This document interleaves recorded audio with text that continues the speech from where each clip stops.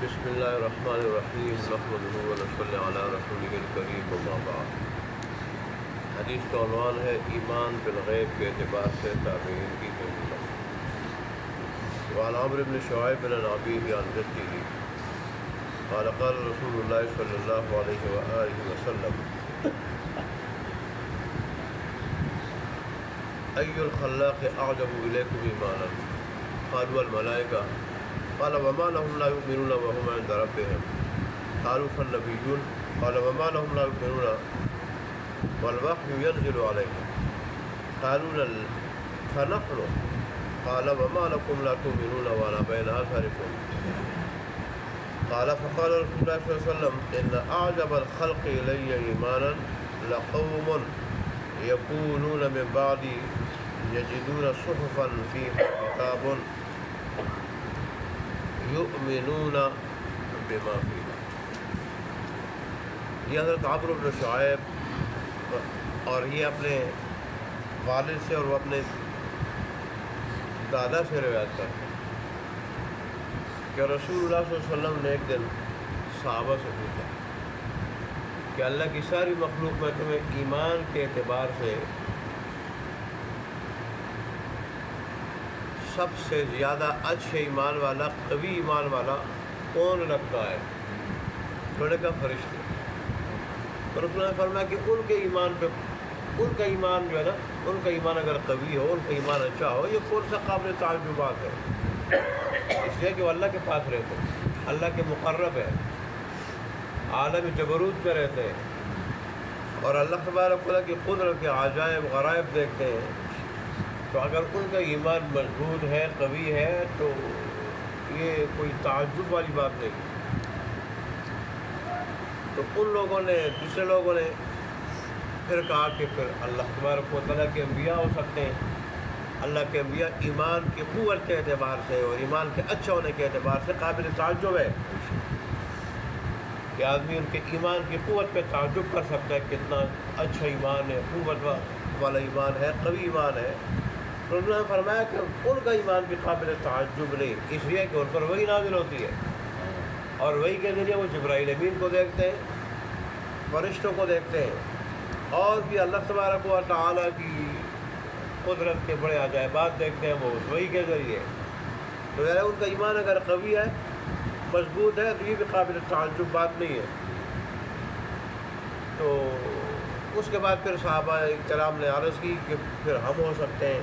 اس نے فرمایا نہیں، تمہارا ایمان اگر قوی ہے، تمہارا ایمان اگر اچھا ہے، یہ بھی قابل تعجب بات نہیں ہے، اس لیے تمہارے درمیان میں موجود ہوں، تمہیں میری صحبت ملی ہوئی ہے اور میرے معجزات دیکھتے ہو، میرے معجزات دیکھتے ہو اور میری نبوت کے اور میرے حسن و جمال کے جو آثار ہیں وہ بھی دیکھتے ہو، تو تمہارا ایمان جو ہے یہ بھی قابل تعجب ہے۔ پھر انہوں نے فرمایا کہ قابل تعجب ان لوگوں کا ایمان ہے، قوت کے اعتبار سے، اچھا ہونے کے اعتبار سے ان لوگوں کا ایمان ہے جو میری زندگی کے بعد پیدا ہوں گے، یعنی تابعین، اور پھر جو ان کے بعد آئیں گے، پھر ان کے بعد آئیں گے، اور اس طرح قیامت تک جو آئیں گے ان کا ایمان قابل تعجب اس لیے ہوگا انہوں نے مجھے دیکھا ہوگا، نہ کسی اور نبی کو، نہ وحی دیکھی ہوگی، اور جو اللہ تبارک کی قدرت کے عجائب تم دیکھتے ہو، میرے معجزات پر نہیں دیکھا ہوگا۔ انہوں نے بس اللہ کی کتاب قرآن میں جو کچھ اللہ تبارک و تعالیٰ کے احکام دیکھے ہوں گے اور ساتھ بہت ساری چیزیں ایسی کہ جن کا ذکر ہوگا انہوں نے دیکھا نہیں ہوگا، اور یہ حکم ہوگا ان پر ایمان لاؤ، وہ ایمان لے آئیں گے۔ ان لوگوں کا ایمان اگر اچھا ہوگا، قوت والا ہوگا، قوی ہوگا، وہ قابل تعجب ہے۔ اور ایسا ایمان سب سے افضل ہے، یہ قوت کے اعتبار سے اور پھر تعجب کے اعتبار سے۔ تو واقعی خوش نصیب ہے وہ لوگ جن کو ایمان ملا، ایمان کی دولت ملی ہے ان کو۔ اور آج کل دیکھیں صحابہ کرام بھی تو بہت ساری باتیں ایسی تھی انہوں نے دیکھی نہیں تھی، ایمان تھا ان کا، لیکن بہت ساری باتیں انہوں نے اللہ کے حبیب کی برکت سے دیکھی تھی۔ لیکن ہم نے تو کچھ بھی نہیں دیکھا ہے سوائے اس کے کہ اللہ کا حکم ہے تو ایمان لے آؤ، ایمان لے آئے۔ تو تابعین اور ان کے بعد سے لے کے قیامت تک جتنے لوگ ایمان بالغیب کے ساتھ ایمان لائیں گے، ایمان بالغیب کی شکل میں، اللہ تبارک و تعالیٰ کے نزدیک ان کا ایمان اگر قوت والا ہے، ان کا ایمان اگر اچھا ہے، یہ قابل تعجب ہے۔ تو دعا کرے اللہ ہمیں قوی ایمان والا بنا دے، اللہ تبارک و تعالیٰ ہمیں اچھا ایمان والا بنا دے۔ تو پھر دیکھیں اللہ تبارک و تعالیٰ کے حبیب کہہ رہے ہیں کہ میرے نزدیک وہ قابل تعجب ہے، قابل تعجب ہے۔ اللہ اکبر۔ اور دیکھیں جیسے احادیث میں آیا ہے، دنیا تو اللہ ہر کسی کو دیتا ہے، محبوب کو بھی مبغوض کو بھی دیتا ہے، لیکن دین اللہ صرف محبوب کو دیتا ہے۔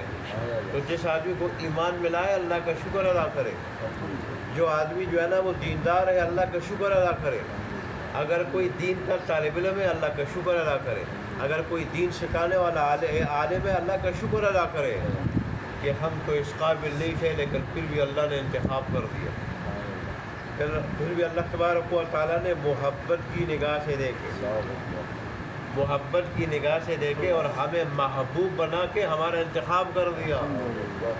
یہ اللہ تبارک و تعالیٰ کا فضل ہے۔ جیسے وہ عالم اور شہید کے بارے میں، سخی کے بارے میں مشہور حدیث لوگ ذکر کرتے ہیں کہ اللہ کہے گا علم تھا یا نہیں، یا اخلاص تھا یا نہیں، بغیر ان تینوں کو جہنم میں ڈالے گا کہ تم نے میری رضا کے لیے علم حاصل نہیں کیا تھا، سخاوت نہیں کی تھی اور شہادت نہیں حاصل کی تھی۔ لیکن یہ بھی تو حدیث میں آیا نا، اللہ تبارک و تعالیٰ علماء کو بلائیں گے، علماء کو بلائیں گے، عمل کے اعتبار سے کمزور ہوں گے، عمل کے اعتبار سے کمزور ہوں گے۔ اللہ کہے گا کہ میں نے تمہیں تمہارے سینے میں اس لیے علم نہیں ڈالا تھا کہ تمہیں جہنم میں ڈالوں، اس لیے اپنا علم تمہارے سینے میں نہیں ڈالا تھا، جاؤ میں نے تمہیں بخش دیا، معاف کر دیا، جنت میں جاؤ۔ یہ بھی تو فضائل ہے۔ اس لیے ہمیں چاہیے ہم اپنے بچوں کو علم کے لیے وقف کر دیں، علم کے لیے وقف کر دیں۔ اور ایسے بھی کہ اللہ کہے گا کہ میرے عالم بندے دنیا میں دیکھو یہ گناہ کیا کرتا تھا، میرے تیرے اوپر پردہ ڈالا تھا، اور لوگوں کے علم میں ظاہری علم کی خدمت کرنے کی وجہ سے، علم کی اشاعت کرنے کی وجہ سے تو اچھا مشہور تھا، تو کیا تھا؟ اچھا مشہور تھا، لیکن تیرے گناہ میرے علم میں تھے، ان کے علم میں نہیں تھے۔ لہٰذا جیسے دنیا میں نے پردہ ڈال دیا، یہاں بھی میں پردہ ڈال رہا ہوں، جاؤ جنت میں۔ تو علم کی بڑی فضیلتیں ہیں، ایسے حفظ کی بڑی فضیلتیں ہیں۔ جس سینے میں قرآن ہوگا وہ سینہ اگر جہنم میں جائے بھی تو جلے گا نہیں، ایسے آدمی کو جہنم کی آگ جلا نہیں سکے گی۔ حفظ کے، علم کے بڑے فضائل ہیں، اور پھر اللہ عمل کی توفیق عطا فرمائے، اگر عمل ہو تو نور یا نور، نور اللہ نور ہے۔ تو ایسے عالم کو آدمی اللہ کہے گا تیرے لیے 10 کی قید نہیں ہے، شہید 70 کی شفاعت کرے، حافظ 10 کی شفاعت کرے، اور تیرے لیے کوئی قید نہیں، جس کو چاہو اور جتنوں کو چاہو ساتھ لے جاؤ۔ سبحان اللہ۔ کہ علم پہ وقت زیادہ لگتا ہے، کم از کم 8-10 سال تو اس کے حصول پہ لگتے ہیں، حاصل کرنے پہ لگتے ہیں۔ پھر علم جو ہے نا وہ حفظ کے مقابلے میں زیادہ مشکل ہے، کہ قرآن مجید کے علوم بڑے باریک ہیں۔ تو اس لیے اللہ تبارک و تعالیٰ نے علماء کا اجر، ان کی فضیلت جو ہے نا وہ زیادہ رکھی ہے۔ دیر اس بات کی ہے کہ ہم اپنے بچوں کو وقف کریں۔ لیکن آج دنیا کی عارضی اور فانی تعلیم، حقیقت میں فن ہے، تعلیم نہیں فن ہے، تو غیر فن اس لیے ہے کہ اس کے ذریعے پیسے کمائے جاتے ہیں، دنیا کمائی جاتی ہے، دنیا حاصل کی جاتی ہے، اور وہ بھی یقینی نہیں ہے۔ بہت سارے ایم اے وہ سنوں کو آگ لگا لیتے ہیں، بی اے سنوں کو آگ لگا لیتے ہیں، لیکن ایک ظنی چیز، ظنی کہ مل جائے گئی دنیا، اس کی وجہ سے مل جائے دنیا، اور وہ اگر مل گئی بھی تو وہ چند روزہ اس کے لیے ہم کیا کچھ نہیں کرتے، اپنے بچوں کو بڑے بڑے انگلش اسکولوں میں جو ہے نا پڑھواتے ہیں۔ لیکن جو دولت ایسی ہے کہ ادھر بھی ہے، موت کا وقت ہے، قبر ہے، محشر میں ہے، اور جنت پہنچانے تک ساتھ ہے۔ لیکن دنیا کے جو عارضی فانی مزوں سے ہم کتنے متاثر ہوتے ہیں۔ کسی کا مکان اچھا ہو، اگر وہ اسلام آباد میں ہو، پھر اسلام آباد میں اچھی جگہ میں ہو، پھر اس کے پاس گاڑی ہو، بینک بیلنس ہو، پیسہ ہو، ہم کتنے متاثر ہو جاتے ہیں۔ حالانکہ چند روزہ یہ چیزیں ہیں، تو جس آدمی کو یہ چیز ہے دائمی اللہ دے گا، اس سے کیوں متاثر نہیں ہوتے؟ وہ اللہ حافظ کو دے گا، عالم کو دے گا۔ ہمیں چاہیے کہ ہم اپنے بچوں کو عالم حافظ بنا دیں۔ ایک تو پھر والدین کی خدمت بھی کریں گے، ادب و احترام بھی کریں گے۔ اگر دنیاوی تعلیم دلائیں گے تو پھر والدین ایسے بچوں کا ادب کرتے ہیں، ان کو کرنا پڑتا ہے، ان میں ادب نہ ہونے کی وجہ سے۔ اور بچے مدرسے میں پڑھ جائیں تو پھر ایسے بچے والدین کی خدمت بھی کرتے ہیں اور ادب بھی کرتے ہیں۔ اللہ سے صرف سمجھنے کی دعا دے رہے، اللہ ہمیں سمجھ عطا فرمائے، اور اللہ ہمیں دین کی قدر کرتے ہوئے اپنے بچوں کو اس کے لیے وقف کرنے اور خود عمل کرنے کی توفیق عطا فرمائے۔ وآخر دعوانا الحمدللہ رب العالمین۔